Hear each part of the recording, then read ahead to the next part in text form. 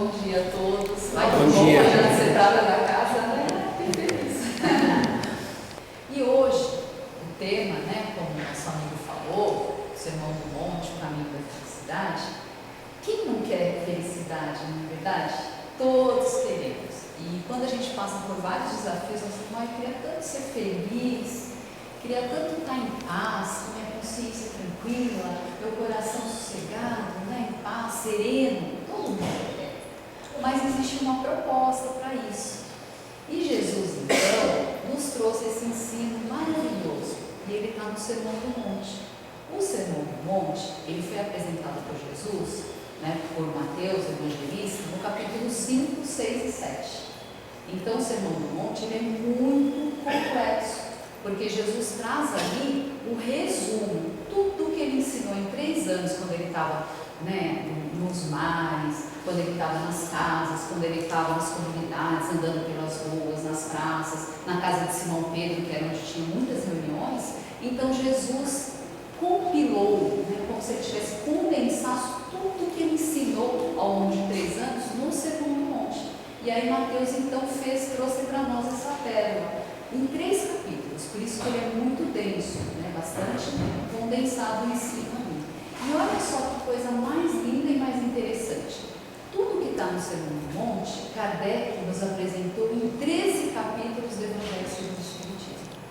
Quem já teve a oportunidade de dar uma estudada, aprofundar um pouco, vai perceber que o ensino que está no Sermão do Monte, no capítulo 5, 6 e 7 de Mateus, tem 13 capítulos do Evangelho em que Kardec faz referência ao ensino do Sermão do Monte. Olha que maravilha para nós, né? Então, depois, quem quiser, vai aprofundar e vai ver que o que eu vou falar aqui vai estar lá no Evangelho segundo o Espiritismo. Nos reforça a importância de estudar a codificação e o Evangelho, e principalmente fazer o Evangelho no lar, né? Equilibrar a harmonia da casa, juntar ali com a família, não importa se as crianças são pequenas. Chico, até uma vez, um casal chegou para ele e falou assim: ô Chico, a gente não consegue fazer o Evangelho no lar porque nossos filhos não param quietos, eles quer comer, quer não sei o quê. Ele, meu filho, põe um pote de biscoito, um pote de pirulito na mesa e senta as crianças e dá para eles que eles vão sossegar e vão chupar o pirulito e vão escutar o Evangelho. Então, Evangelho, gente, é sabedoria de vida, é um jeito de viver, né? Então, vamos voltar aqui. Sermão do Monte. Por que ele é uma promessa de felicidade? Por que ele é o caminho da felicidade? Vamos usar uma metáfora. Nós estamos aqui em uma jornada espiritual para aprender a sermos melhores a cada dia. Essa é a proposta. Esse é o propósito de Deus para cada um de nós. Subir o monte, né, que é o Sermão do Monte, subir a escalada do monte, a gente vai usar essa metáfora. A nossa jornada espiritual, então, comparada a uma escalada de monte. Subir, descer é fácil, né? Dito popular, descer a ladeira, todo mundo desce e vai embalo, mas subir é mais desafiador. Subir eu preciso de vontade, eu preciso de esforço, eu preciso de sacrifício. Então a subida é sempre árdua e desafiadora. Na subida eu vou ter desafios, vou ter obstáculos, tudo isso faz parte da nossa jornada. Então a gente está comparando aqui a nossa jornada com essa subida aí do monte onde Jesus fez a proposta para nós. E o alcance, né? A hora que eu atinjo o alto do monte, o que isso significa? A perfeição moral, que é a proposta de Jesus. Aí sim eu vou ter essa felicidade plena que a gente quer tanto, né? De estar em paz, sereno, consciência tranquila de que fez o que precisava fazer. Então, o Sermão do Monte comparado a essa subida. Cada degrau que eu subo é uma virtude conquistada. Então, nós temos, eu vou detalhar, né, as estruturas do Sermão do Monte, mas cada degrau do monte eu consolido uma virtude. Cada virtude que eu consolido, ela me habilita para a próxima virtude. Eu vou explicar isso nas bem-aventuranças. Então, são 8 estruturas. A primeira estrutura do Sermão do Monte, ela vai falar das bem-aventuranças.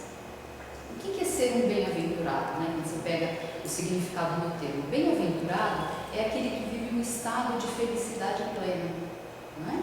E o bem-aventurado, segundo a definição do Livro dos Espíritos, na questão 170, fala que o bem-aventurado é aquele que já se tornou puro e ele não precisa mais reencarnar. Mas Jesus era puro, não era? Nós aprendemos. Porém, ele reencarnou. Por quê? Ele veio em missão para nos ajudar. Mas por necessidade, por obrigação, ele não precisava. Mas ele veio para contribuir com a nossa evolução. Então esse já é um espírito bem-aventurado. Jesus, falando em Jesus como um espírito bem-aventurado que veio aqui em missão, ele é o guia, o governador espiritual da terra. Mas ele vem ajudar e cuidar da evolução de todos os encarnados e desencarnados. Ele não é responsável pela evolução apenas dos cristãos. Isso é muito importante a gente entender, que Jesus é responsável pela evolução de todos, católicos, evangélicos, espíritas, muçulmanos, budistas. Ele não tem diferenciação. Eu não sou o governador ou o modelo, o guia apenas dos cristãos. Eu sou de todos os povos, todas as nações, todas as pessoas. Isso é muito importante também. E por ele ser esse governador espiritual, ele tem superioridade intelectual e moral para vir falar de uma promessa de felicidade, de um projeto para a gente. E é isso que está lá colocado. Tem um ponto muito importante no projeto de felicidade nessa subida da escalada do monte. 3 elementos são fundamentais. Não tem escalada, não tem subida para a felicidade sem os 3 elementos. Primeiro deles, Deus. Deus tem que estar no topo do nosso projeto, da nossa escalada. Se Deus estiver fora desse projeto da escalada, o nosso projeto não vai ter como finalidade final a felicidade. Então Deus tem que estar no centro. Mas qual é o papel de Deus? O que eu tenho que ter com Deus? Qual o relacionamento que eu tenho que ter?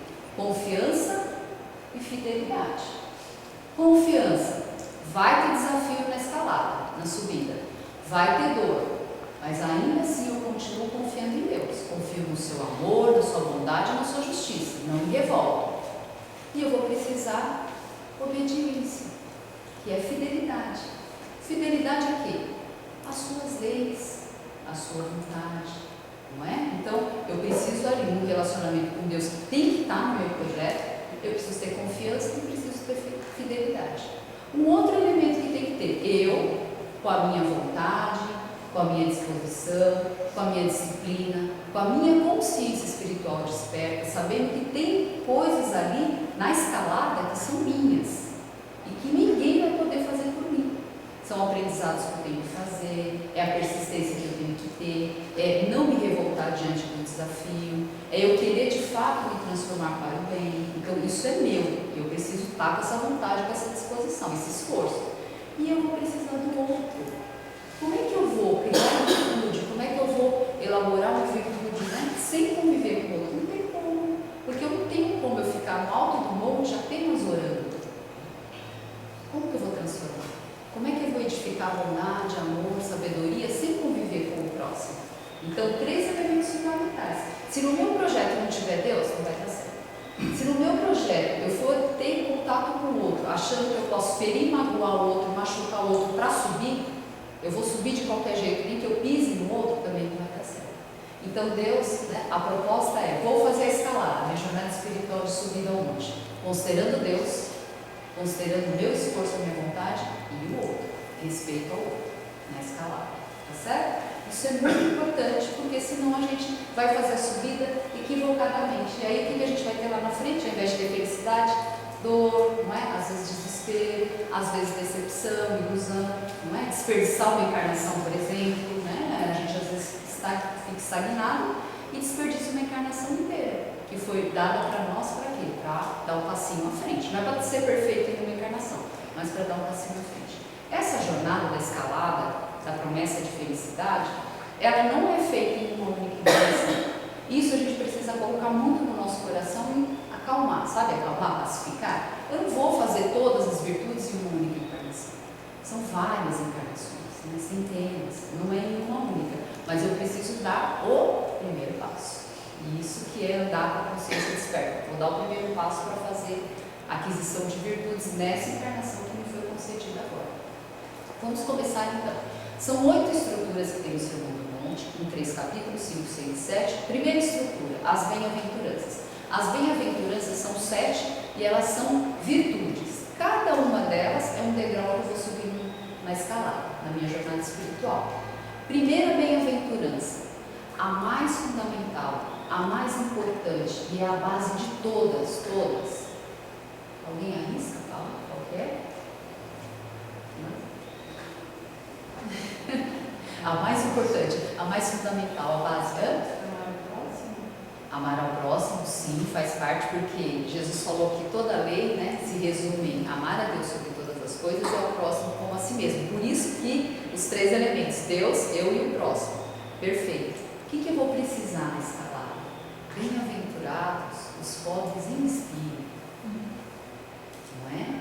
Por quê? Porque eles, né, farão parte do reino dos céus. Certo?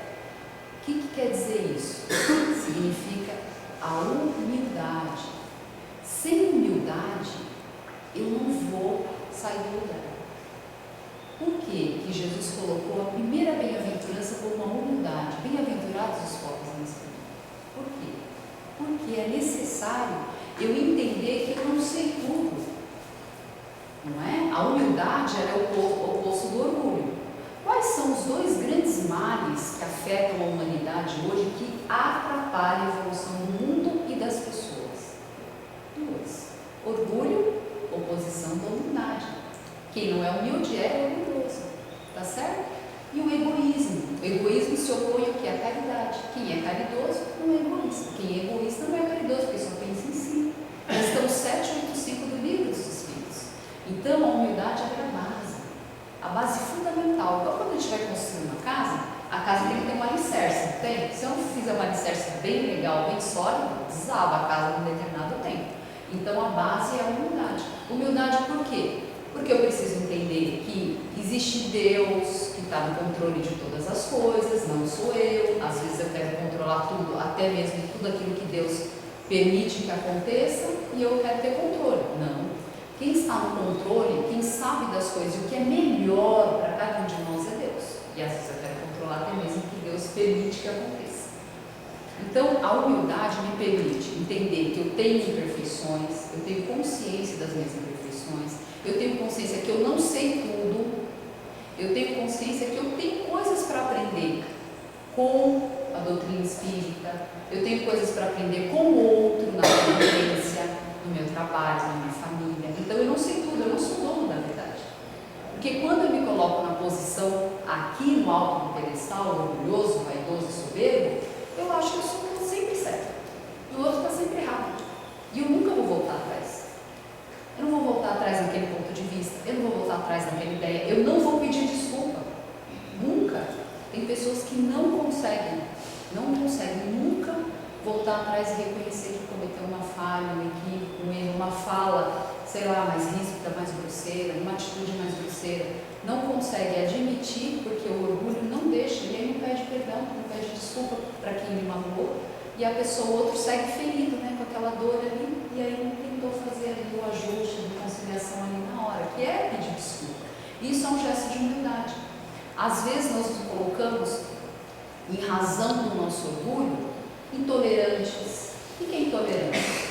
Intolerância ruim, né, significa não tolerar. Intolerância, não tolero quem pensa diferente de mim, não tolero quem tem ideia diferente, não tolero quem tem religião diferente, não tolero quem tem um político ou, né, uma orientação ali, política diferente da minha, e eu não tolero quem tem orientação sexual diferente da minha. Isso, gente, na linha aqui da imperfeição, é chamado de fanatismo. Fanatismo é isso, né? É a intolerância. Eu tenho que entender que não, que o outro tem o direito de pensar diferente de mim. O outro aprendeu coisas diferentes de mim. O outro pode saber mais coisas que eu nesse ponto e eu posso saber mais coisas que ele naquele outro ponto. Ou seja, a gente se completa. Eu posso aprender com ele, ele pode aprender comigo.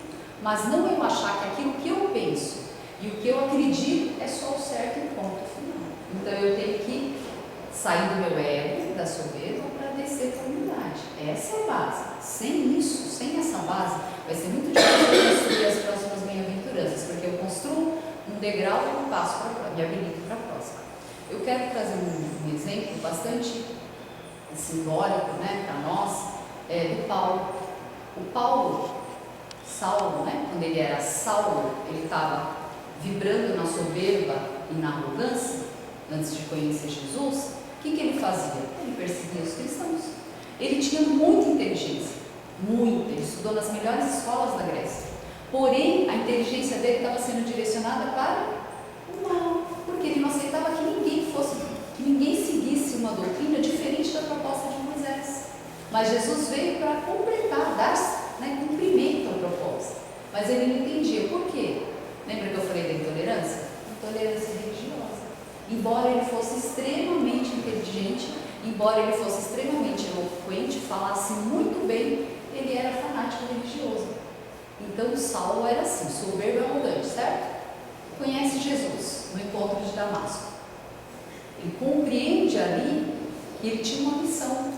E ali então ele se dobra, se coloca de joelhos, né? Ele cai frente à luz que é iluminado por Jesus e ele descobre que ele precisava mudar muitas coisas. E a primeira coisa que ele precisava adquirir, a primeira virtude, era o que? A humildade. E assim ele fez. Ele saiu da soberba e da arrogância e foi para Paulo, humilde, consciência desperta, sabendo que tinha uma missão de levar o evangelho para todas as outras gentes, saindo ali de Jerusalém, foi muito mais, foi muito longe, fez as cartas, né, de Paulo e tudo mais, e ele então saiu, ele fez um movimento interior de sair da arrogância e da soberba para a humildade. E ele foi fácil? Não, porque ele foi servindo e se melhorando. Levou chibatadas, apanhou, passou fome, não tinha mais o título de doutor da lei, ele era apenas um tecelão, então ele fez todo um movimento e foi construindo humildade e mansidão ao longo dessa trajetória. Então foi preciso, né, Jesus mostrar para ele, precisa ser humilde para poder servir ao reino de Deus, para poder levar a mensagem de Deus. Então um belo exemplo para nós. E uma outra coisa que eu queria falar é, bem-aventurados os pobres em espíritos, porque deles é o reino dos céus. Então, o que isso significa? Emmanuel tem um capítulo no livro Fonte Viva, quem já teve a oportunidade de ler, que é muito lindo, a mensagem 101 chama a cortina do eu. Quando eu falo bem-aventurados os pobres em espírito, porque deles é o reino dos céus, eu tenho que destituir o eu, o meu reino, o reino do eu, que é o meu ego, que é o que Emmanuel fala lá, e constituir o reino de Deus. Constituir o reino de Deus é eu viver as suas leis, o seu amor e a sua justiça. E aí eu tiro então todo o meu ego e coloco o reino de Deus dentro de mim. Aí eu vou caminhar pela vida com mais sabedoria e mais amor. Tá certo? Vamos lá. Primeiro degrau, primeira virtude então, falamos aqui. Segundo degrau, bem-aventurados os mansos e pacíficos. Eu preciso ter a humildade para eu ter mansidão, porque se eu não tenho humildade, eu vou achar que eu posso conseguir tudo que eu quero na violência. Levei uma fechada no trânsito, vou brigar. Teve uma desavença em casa, alguém pensou diferente de mim na minha família, vou discutir, vou brigar. Alguém discordou comigo na ideia política, em alguma coisa, eu vou discutir, eu vou brigar. Vou cancelar no Instagram, vou cancelar no Facebook, vou sair do grupo da família, vou brigar. Então, gente, isso é violência. Violência não é só dar soco no físico, violência é verbal também, é escrito também. Violência é escrito, é falado e aí às vezes chega às vias de fato. Então, manso e pacífico é aquele que compreendeu que precisa ser humilde e ele não sabe de todas as coisas, ele tem coisas para aprender e ele respeita a opinião diferente da dele. Por isso, ele não usa de violência para impor a sua vontade, para impor a sua opinião, a sua ideia. Entender? Jesus nunca, todos os momentos em que ele foi questionado pelos doutores da lei, eles queriam sempre colocar Jesus em alguma situação mais, assim, de dúvida, colocar em dúvida o que Jesus estava ensinando, colocava, no dizer popular, contra a parede, Mas Jesus usou do quê? Sabedoria, mansidão e toda a superioridade que ele tinha, mas ele foi manso, nunca ele usou de violência. Quando ele foi para a cruz, tinha poderes espirituais para sair da cruz? Tinha. Poderia ter movido ali aqueles que o seguiam para ir contra aquilo, criar uma suposta revolução ali, mais violenta? Poderia. Fez? Não. Ele se manteve manso e pacífico, dando o maior exemplo para a gente de humildade, de mansidão e de paz. Então, a paz ela é construída com humildade. Inclusive, teve um evento que quando Jesus foi ser preso, Simão Pedro, na defesa, porque Simão Pedro ele era arrojado e ele era um pouquinho violento ainda, ele tinha um pouco disso dele no coração dele. Quando ele viu os guardas levando Jesus, ele pegou a espada e cortou a orelha do guarda, no intuito de impedir, de evitar, E aí Jesus, sabendo que todo o mal que eu faço para o outro, de alguma forma eu terei que reparar, Jesus cata, então, ali usa ali de mecanismos espirituais e ele coloca a orelha do soldado de volta, dando uma lição para o Simão que tudo aquilo que precisa ser resolvido na paz, jamais na violência. Quem usou de violência para se manter no poder? Está ainda no poder? Eu acredito que não. Império Romano, o que aconteceu com o Império Romano? Hoje, se não me engano, ele está só nos livros de história, né? Nossos filhos estudam lá e eles conhecem a história de Roma e todo o seu poder, todo o seu império, através dos livros, mas hoje não tem mais Império Romano. Porém, o homem mais manso e mais pacífico que passou na Terra, Jesus Cristo, teve tanta importância na história que ele dividiu a história em antes de Cristo e depois de Cristo.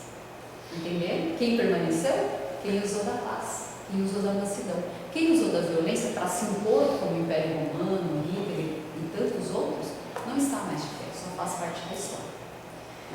Vamos ao próximo degrau. Então já somos, né, humildes, mansos, e agora, bem-aventurados os que que são misericordiosos.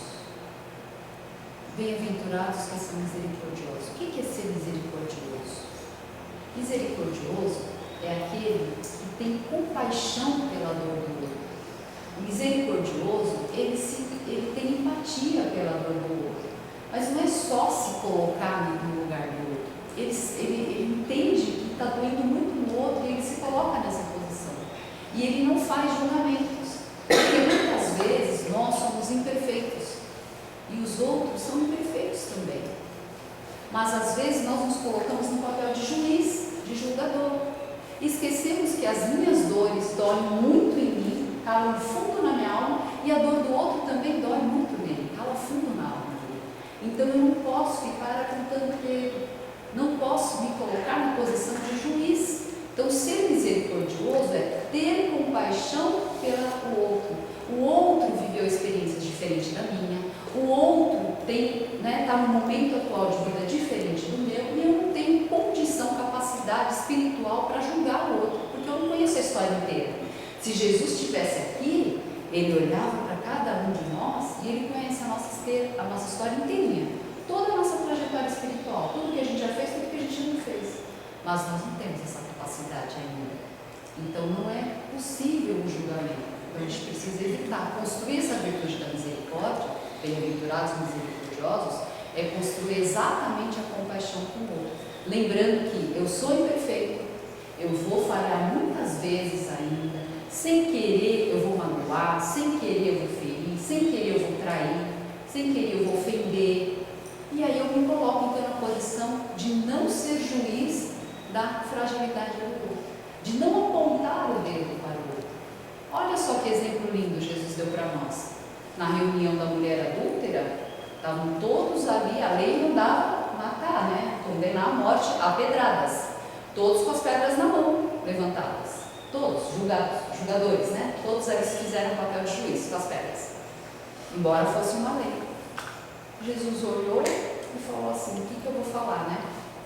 E aí deu uma bela de uma lição: atire a primeira pedra quem estiver sem pecados. Então, usa isso como exercício. Se tem alguém que a gente tem que imitar, né? Não tem aquela no futebol fala segue o líder, é assim que fala, né? Segue o líder. Se tem alguém que a gente tem que imitar e seguir, é Jesus Cristo.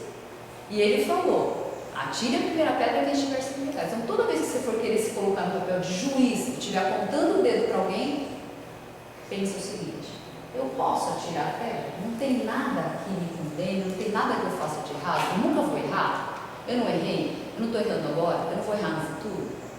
Aí você faz essa pergunta. Eu acho que a gente fazendo essa pergunta sempre, a gente começa a sair do papel de julgador, né? E começa a ser mais misericordioso, ter mais compaixão para com o outro e empatia, né, em relação à história do outro, porque eu não conheço a história toda do outro. Bem-aventurados os aflitos, porque serão consolados. Esse é o capítulo, o maior capítulo do Evangelho. Lembra que eu falei que tem 13 capítulos do Sermão do Monte? Esse é o maior capítulo. Se vocês forem folhear o Evangelho, segundo o Espiritismo, vocês vão ver que o capítulo 5 é o maior. Por que Kardec dedicou tanto tempo ao bem-aventurados os aflitos? Porque Jesus trouxe no Sermão do Monte Porque nós sim temos muitas dores ainda, vivemos muitos desafios, vivemos muitas dores, em razão do quê? Das nossas imperfeições, das nossas escolhas equivocadas. As nossas encarnações são solidárias. O que significa ser solidário? Significa que a encarnação atual está ligada com as do passado.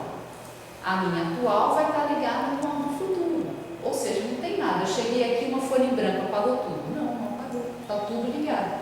Por isso, alguma dor pode chegar para mim agora e está relacionada com agora. Ou alguma dor pode chegar para mim agora e está relacionada com o meu passado. Isso é muito importante a gente entender. Isso é ter a consciência desperta. Então, chegou a dor, Kardec ensina sobre o bem sofrer. Está lá no capítulo 5. O que é o bem sofrer? É aquela dor que chega para mim, eu tenho consciência que se ela não está relacionada com agora, ela está relacionada com o meu passado. E eu não me revolto com Deus. Meu coração se resigna diante da dor. Ele consente a dor, porque sabe que aquela dor está relacionada com o quê? Com o meu caráter. Não foi alguém, aquela dor está vindo para mim justamente porque eu não fiz nada para ninguém. Não. Se aquela dor chegou na tua casa, bateu na tua porta, é porque ela está relacionada com você.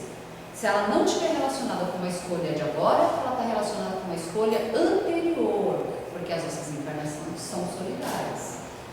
Kardec nos traz uma explicação muito boa, muito perfeita, quem quiser ler depois, está lá no livro Céu e Inferno, capítulo 7, Código Penal da Vida Futura. E lá, no item 2 e 3, ele diz o seguinte: toda imperfeição nossa atrai um gênero de dor para a nossa vida. Vamos lá, vamos pensar aqui. Toda imperfeição nossa atrai um gênero de dor para a nossa vida. Significa que alguma dor que eu estou passando hoje está relacionada com o meu caráter, com a minha imperfeição. Não é com a imperfeição do marido, nem com a imperfeição do vizinho, nem com a imperfeição do amigo da casa espírita. Ela está relacionada com a minha imperfeição. Então, olhar para a dor que vocês estão passando hoje é uma forma de começar a pensar o que é que isso tem a ver com o meu caráter. Qual a imperfeição minha que está por trás dessa dor? É muito importante a gente pensar sobre isso. Por quê? Enquanto eu não me der conta da imperfeição, o que vai acontecer? A dor vai ficar voltando. Tem uma amiga, né, que fala assim: ai, Sandrinha, eu não entendo. Toda vez repete a mesma coisa na minha vida, o mesmo ciclo volta. Aí eu, lógico, delicadamente, amorosamente, falei para ela, olha, possivelmente você está repetindo o mesmo erro e está relacionado com a sua imperfeição. Você precisa trabalhar esse ponto. Quando você trabalha esse ponto, você sai daquilo lá, nunca mais aquele ciclo volta para a tua vida.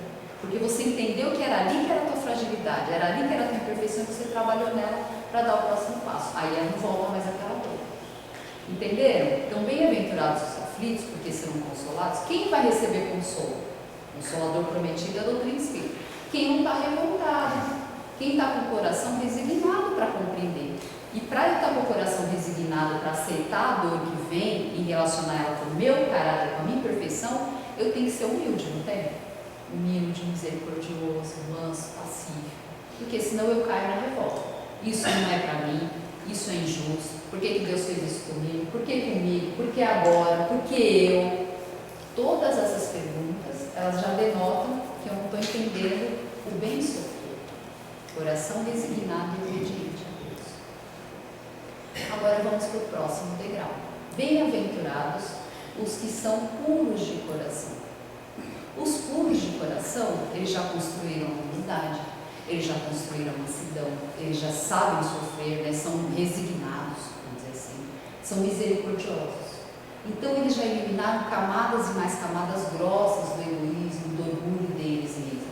E a vida deles já começa a refletir Deus, as suas leis, a sua justiça.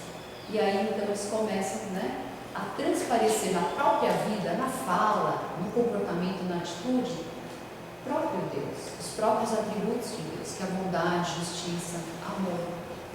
Bem-aventurados puros de coração. E no capítulo, e lá na questão 1009 do Livro dos Espíritos, Paulo nos ensina que o culto ao belo e ao bom, ou seja, olhar o lado bom e belo das pessoas e das circunstâncias nos aproximam de Deus. E os bem-aventurados, os puros de coração, fazem isso. Eles procuram olhar o lado bom e belo das pessoas, como eles querem ser vistos. A gente quer ser visto pelo nosso lado bom e belo, não é verdade? Então, eles fazem isso, e aí eles olham para o lado bom. Questão 1009. Já tem um coração purificado, já eliminaram, né, muitas camadas grosseiras, né, do orgulho e do egoísmo. Bem-aventurados os que têm fome e sede de justiça, porque serão saciados. São pessoas que já construíram as virtudes anteriores e elas têm necessidade de ser justo nas situações. Não quer ter uma vantagem e prejudicar o outro. Não quer, né? Às vezes a gente quer, eu quero impor a justiça, mas eu não posso impor a justiça faltando com a caridade. Eu vou impor a justiça usando a violência? Pronto, já perdi a razão. Então eu vou ser justo, mas para impor a justiça eu tenho que equilibrar caridade e amor. Eu sou muito amoroso, muito caridoso com a minha família, mas eu sou injusto com os outros. Então eu sou capaz de defender amorosamente, caridosamente os meus, mas eu vou ser injusto com esse aqui, eu vou prejudicar isso para defender os meus. Não. Fome e sede de justiça é aquele que põe o amor, pensa numa balança, aquela balança do direito, né? Que tem. O amor está no meio, a justiça está de um lado, a caridade está do outro. Porque a bondade de Deus é justa e a justiça de Deus é bondosa. Olha o trocadilho. A bondade de Deus é justa e a justiça de Deus é bondosa. Certo? E por fim, a última bem-aventurança, a sétima bem-aventurança. Imagina que a pessoa já construiu na escalada do monte 6 virtudes, e agora a última. Bem-aventurados os pacificadores, porque eles serão chamados filhos de Deus. Ou seja, já podem herdar a herança divina de todas as virtudes que Deus tem em grau máximo, que é a bondade, a justiça, o amor. Os bem-aventurados pacificadores são pessoas que foram colocadas onde há o conflito, mas não é um pequeno conflito, não é aquele conflito que às vezes a gente tem em casa, né? Briga às vezes com o marido, com o filho, não. Foi colocado em um conflito grande, de multidões. Jesus Cristo foi colocado onde? Lá no meio dos romanos, dominação romana, império romano, arrogância, soberba, poder, né? O mais forte sobressaindo a supremacia sobre os mais fracos. Foi colocado na soberba também do sinédrio, da soberba religiosa, porque eles também não queriam, e foram eles que mandaram isso para a crucificação, e foi colocado ali para o povo humilde, sendo massacrado, escravizado, o povo judeu. Mas ele tinha que fazer tudo isso na paz. Ele não poderia levar a doutrina, explicar, ensinar, falar de humildade, falar de mansidão pela violência, e ele exemplificou tudo de forma mansa e pacífica. Ele foi um pacificador no meio do conflito. Temos outros exemplos assim mais atuais para a gente, né, para quem lê um pouquinho. Nós temos o Mahatma Gandhi, que foi um líder pacifista também na Índia. Ele também moveu massas, multidões, para trazer o quê? Para acabar com o preconceito, né, das castas, o preconceito que existe na própria Índia mesmo. Então ele lutou bravamente, e ele morreu assassinado, Mahatma Gandhi, né? Era um pacificador, já tinha construído muitas virtudes, e aí ali naquela hora ele foi colocado no meio do conflito. Só que ele não, nenhuma dos seus movimentos houve violência, foi sempre discurso e movimentos de paz.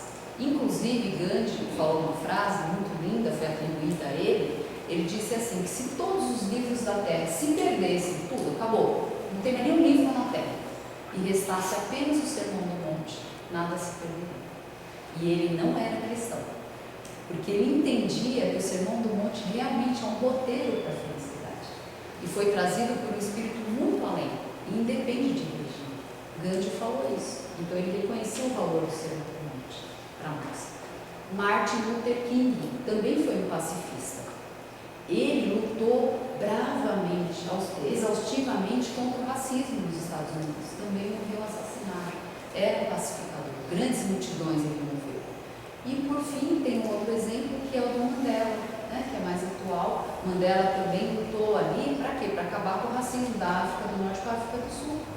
Ficou 27 anos presos, 27 anos da vida dele preso, para defender a causa, né, a luta ali pelo bem-estar do povo, para acabar pacificadores.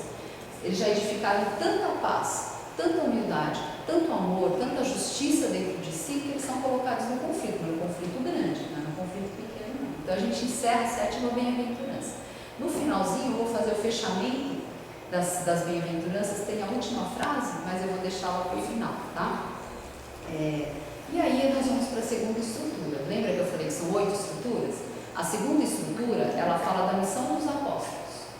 Disse para eles, era uma mensagem dirigida a eles, falando assim, ó, isso aqui não é para a multidão fazer, isso aqui são só vocês, os apóstolos, não é?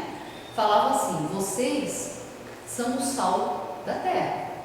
E o sal faz o que na comida? Realça o sabor, não é isso? Realça o sabor, conserva os alimentos. Na época não tinha geladeira, usava para conservar. O que significa? Que eles tinham que conservar a fé, a esperança nas pessoas através dessa mensagem consoladora, através dos exemplos de vida que eles aprenderam com Jesus. Conservar a fé e a esperança nas pessoas. E realçar a vida delas, mostrando para eles que havia um novo olhar para a vida, onde todos são filhos de Deus, onde não há diferenças. E eles, essa é uma das missões. E a outra é, vocês, né, vós sois a luz do mundo. O que significa isso? Não se coloca uma candeia embaixo do alqueire, trazendo para a nossa palavra atual, não é? Não se coloca a luz do conhecimento, daquilo que se aprendeu com Jesus Cristo, escondido, alqueire embaixo, né, do balcão ali da mesa, não. Coloca no alto da sala, para iluminar a sala, para iluminar o quê? Todas as pessoas em torno. E assim foi. E eles levaram então a doutrina do Mestre para os povos ali por perto, né, as comunidades próximas. Quem teve o desafio de levar a doutrina Boa Nova para as outras gentes mais distantes foi Paulo. Então os apóstolos ficaram nas comunidades próximas e Paulo levou a luz, né, para a luz do conhecimento, levou para outros povos mais distantes. Tanto que hoje nós temos em torno de aproximadamente 2,4 bilhões de cristãos no mundo. É um número bastante grande, não é? Representativo. Então, essa era só para os apóstolos. Na terceira estrutura, nós temos 3 proibições. 3 proibições. Ela fala o seguinte, gente. Na terceira estrutura, nós temos a lei, a justiça e o reino. Significa o seguinte, Jesus não veio tirar ou desconfigurar o que Moisés ensinou. Ele reafirmou a lei e o profeta se resume em amar a Deus sobre todas as coisas e ao teu próximo como a si mesmo. Tudo isso resume a lei. Então ele não veio falar, mas ele fez uma correção. Qual correção ele fez? Ele fez a correção sobre aquilo que era a lei humana e não era divina, ele fez a correção. Então ele colocou o seguinte, ouvistes o que foi dito, amarás ao teu próximo e odiarás ou aborrecerás o teu inimigo. Eu, porém, vos digo, aí ele faz a correção, amai o teu próximo e também o seu inimigo. Não precisa ser o melhor amigo do inimigo, mas não se vinga, não paga o mal com o mal, entende? Paga o mal com o bem, foi isso que ele quis ensinar. Aí outra correção, ouvistes, né, o que foi dito, olho por olho, dente por dente. Eu, porém, vos digo que se alguém lhe bater na face direita, dê também a outra. Paga o mal com o bem. Então ele fez a correção só naquilo que precisava fazer a correção, certo? Quarta estrutura, vem falar do que é justo, do que é agradável a Deus. E o que é justo e agradável a Deus? A caridade da forma mais adequada. Porque às vezes a gente pode fazer a caridade de uma forma na ostentação, né? Vou fazer a caridade, mas é porque eu quero chamar atenção para todos e mostrar para todos na aparência que eu sou caridoso, mas meu coração não é caridoso, eu só estou na aparência. E Jesus fala que a forma mais correta de fazer a caridade é aquela que eu faço discretamente, sem holofotes, né? Sem chamar atenção, sem ostentação, porque o meu coração realmente quer ajudar. O meu coração se compadece com a miséria do outro e quer fazer a caridade. Então essa é a caridade, né? A caridade que é a forma mais adequada, em que eu não humilho o outro na sua dignidade. O outro não se sente humilhado ao receber a caridade. Mas a caridade, ela não é apenas material, ela é também moral. Então ela vai, a palavra amorosa, né? O perdão que eu consigo dar para o outro, O silêncio, que às vezes eu falo, naquela hora que está todo mundo de cabeça quente, eu dou o silêncio. Um gesto amoroso, uma gentileza, uma pequena gentileza, né? Às vezes a gente pensa assim, nossa, fui lá na padaria, a pessoa estava com a cara tão amarrada que eu nem tive coragem de falar bom dia. Fala o teu bom dia. Porque às vezes o teu bom dia vai mudar todo o dia daquela pessoa que está com a cara amarrada.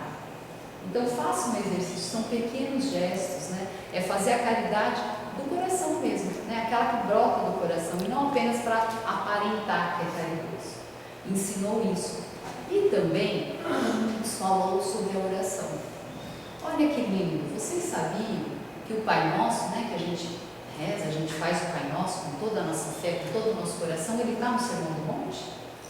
Olha que lindo. Um dia Pedro pediu para Cristo, mestre, ensina a gente a orar. E aí Jesus fez o Pai Nosso e incluiu ele no Sermão do Monte. E Mateus colocou lá, então está no Sermão do Monte o Pai Nosso. Mas olha só que interessante, três pontos chamam a atenção no Pai Nosso. Pai Nosso, ou seja, não é só meu pai, não é só pai, qual que é o nome? Não é só pai da Daiane, nem pai só do seu Luiz, é pai de todo mundo. Deus não vai nunca escolher um filho em detrimento do outro. Não, esse filho meu aqui é mais bonitinho, mais fofinho. Não, Deus é pai de todos. E Ele vai sempre amar e amparar todos, ainda que tenha feito algo errado. Porque às vezes a gente pode falar, nossa, eu errei feio isso aqui, acho que Deus diminuiu o amor de Deus. Não diminuiu. Deus ama a gente incondicionalmente, exatamente como nós somos, porque é Pai nosso. Certo? Isso é muito importante. O outro ponto que fala que nós façamos a vontade de Deus, na terra como nos céus, não é isso? Fazer a vontade de Deus não volta lá para a humildade? Não volta lá para a mansidão, obediência a Deus, obediência às suas leis, obediência à sua vontade? Está no Pai Nosso. E né, a mensagem que fala, perdoa as minhas ofensas. Porque eu também vou perdoar o do outro. Então a gente tem que fazer o exercício. Eu acho que o perdão é o mais desafiador para nós, talvez, não sei. Mas então, está no Pai Nosso. Perdoar é importante para nós, porque ficar com aquela mágoa, aquele ressentimento, aquele rancor aqui dentro, a gente faz mal para nós. Adoece a gente. O outro está seguindo a vida dele. Sandrinho, mas ele foi tão injusto, e daí? Vai ficar por isso mesmo? Ele vai se reajustar com a lei, vai se reajustar com a sua consciência e com a lei divina. E eu, se dei o perdão, me liberto disso. Tiro esse peso, né, que a gente fica às vezes pesando 200, 300 quilos por conta da mágoa. Então a oração, e lembrando que na questão 759, 659 do Livro dos Espíritos, lá fala que orar a Deus é colocar o nosso pensamento em contato com Deus, é aproximar a nossa alma de Deus. Então é um momento íntimo, né? Jesus falou, se recolhe para o seu aposento íntimo. Então faz a tua oração não com a cabeça cheia de preocupação, faz a tua oração quietinho, se recolhe ali para conversar com Deus. É uma conversa, né? É falar para Deus dos seus anseios, né? É ouvir de Deus através da inspiração o que é melhor, qual que é a melhor decisão para a minha vida, mas eu preciso estar recolhido. E aí então nós espíritos ensinam para nós que orar a Deus na 659 é louvar, pedir e agradecer. Então a gente também não pode ficar só no pedir, não é? Temos que também para agradecer pela encarnação atual, agradecer pela saúde, agradecer por termos tido contato com essa bênção dessa doutrina. Isso aqui, gente, é um presente. Pensa num presente, um presente lindo, é isso aqui, que a gente teve contato com a doutrina espírita, para começar a abrir nossa mente, nossa consciência espiritual. É uma coisa. Aí nós temos a próxima estrutura, que é 3 advertências. Não entesoureis riquezas na terra.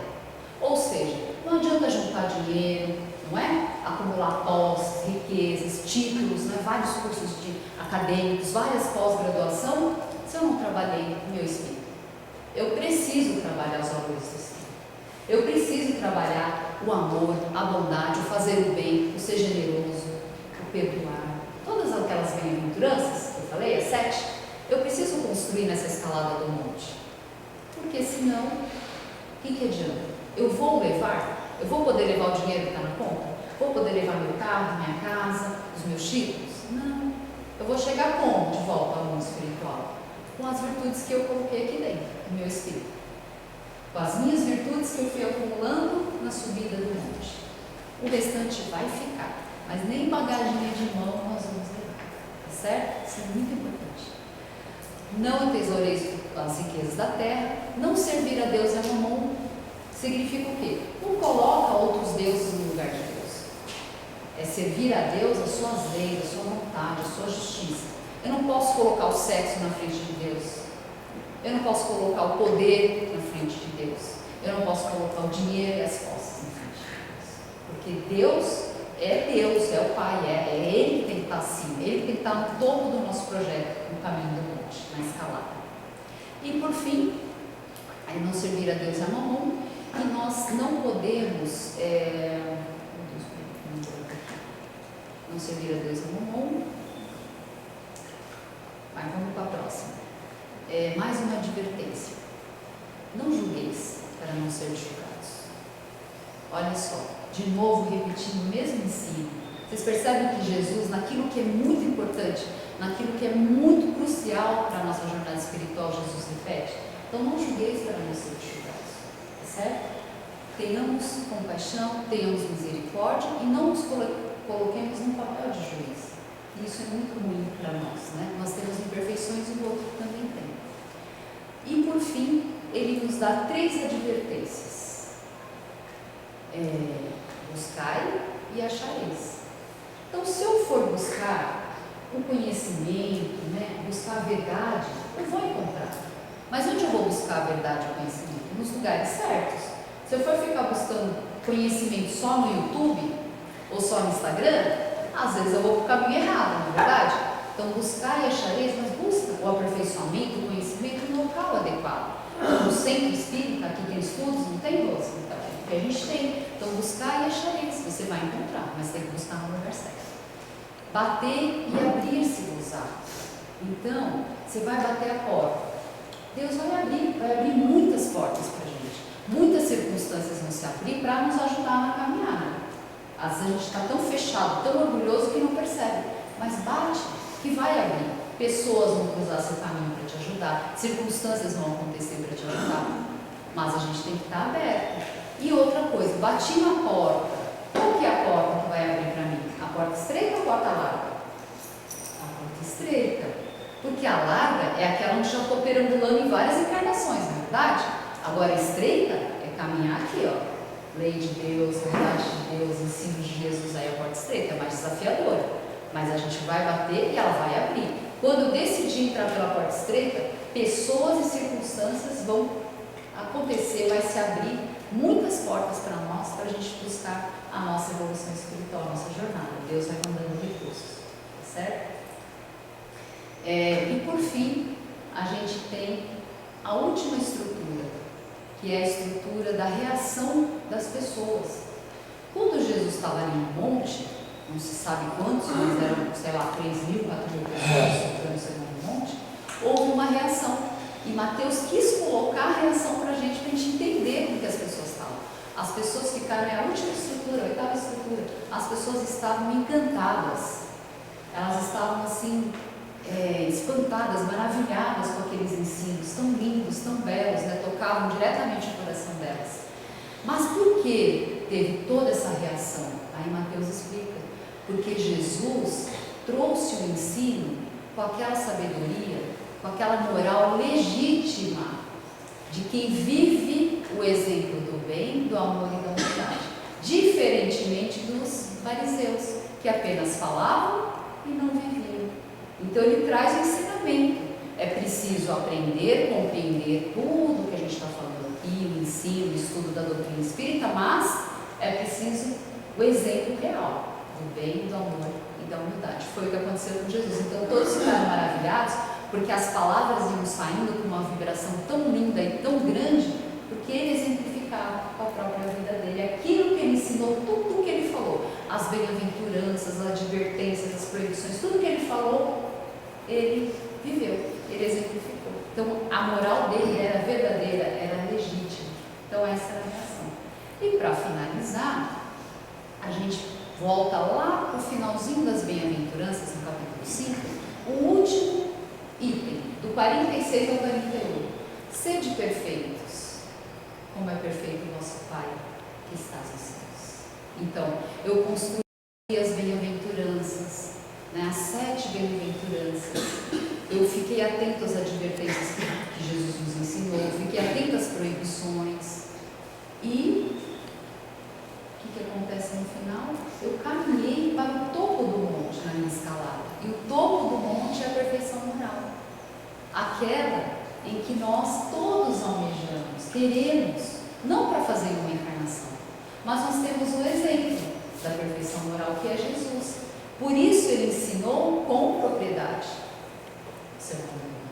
Por isso ele falou daquilo que é possível que a gente faça.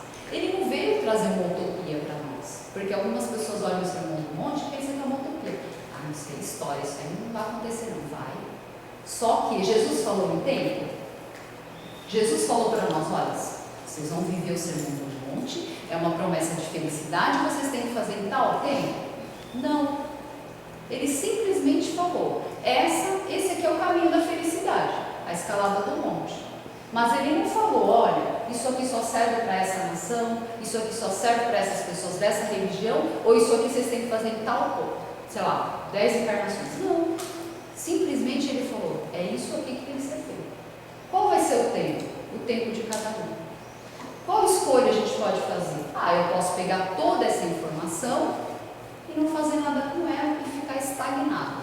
Eu reencarnei com uma proposta de evoluir. Eu reencarnei com uma proposta de dar um passinho à frente no meu degrau ali da escalada. Mas eu não quero agora, não estou querendo, não estou afim, né, vamos dizer assim. Eu posso. Então cada um vai ter seu tempo. Mas eu posso falar, nossa, estou encarnado agora. Poxa, já estou vendo aqui que tem uma série de questões que é importante eu aprender, que é importante eu compreender, é importante eu viver. Eu vou aproveitar a minha encarnação o máximo que eu puder. O máximo. E outra coisa que a consciência desperta também pensa. Eu vou aproveitar o máximo para eu aprender e fazer o melhor nessa encarnação e também vou aproveitar o máximo para não fazer mal para ninguém. Por que eu vou aproveitar para não fazer mal para ninguém? Porque todo mal que eu faço para alguém, eu estou fazendo mal para mim, e me prejudica, né? Eu estou arrumando um débito para mim e vou ter que reparar o outro. Então, nessa encarnação, com a consciência desperta, o que a gente faz? Tenta fazer o melhor que nós podemos, onde nós estamos, dê o seu melhor.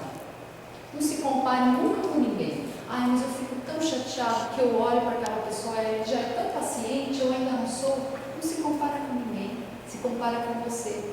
Olha, ontem eu estourei. Nossa, hoje eu já consegui não estourar nenhuma vez, eu consegui controlar mais. Poxa, hoje você já evoluiu em relação a ontem. Então, onde você estiver, dê o seu melhor. Tem uma frase que eu ouvi um dia e eu achei muito linda, né? Floresça onde Deus te colocou. O que significa, né, gente? Onde você estiver, dê o seu melhor. Faz o teu melhor na tua casa, na sua família. Faz o teu melhor no seu trabalho. Faz o teu melhor na casa espírita. Que você seja aquela pessoa que leva a paz, que leva o amor, que leva a bondade, que não leva os espinhos, que não leva a discórdia, que leva a palavra acalentadora, amorosa, a palavra carinhosa, que leva a generosidade. Sejam vocês essas pessoas. Então floresça onde Deus te colocou. Então isso é a construção da perfeição. Que a gente possa sair da condição de espírito imperfeito que estamos hoje, na terceira ordem, né, na questão 100 do livro dos Espíritos, para a segunda ordem, bons espíritos. Esse é o convite, esse é o chamado de Jesus. Então que nós possamos fazer a nossa escalada ao monte com muita sabedoria, com muito amor, que Jesus abençoe a nossa caminhada, a nossa jornada, que o nosso pedido, né, pedir a Deus, que seja para que a gente possa ver as coisas sob o olhar de Jesus, porque eu vou olhar as coisas perfeitamente, não com o meu olhar ainda orgulhoso e egoísta. E que Jesus, então, abençoe a caminhada de todos nós. Muita luz, muita paz e obrigada pela atenção de vocês.